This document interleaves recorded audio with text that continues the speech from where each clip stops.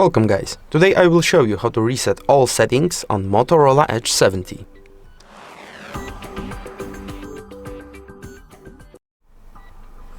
Let's open the settings app and here go down to the system chapter. Here you should pick reset options part. From this all options, choose reset device settings. Now simply tap on reset device settings button.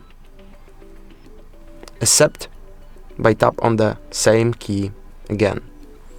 Wait for a while and you will see this pop-up, device settings reset. So that's it. Thank you for watching. If this video was helpful, like it, subscribe our channel, leave some questions below in the comments, and see you in the next videos. Goodbye.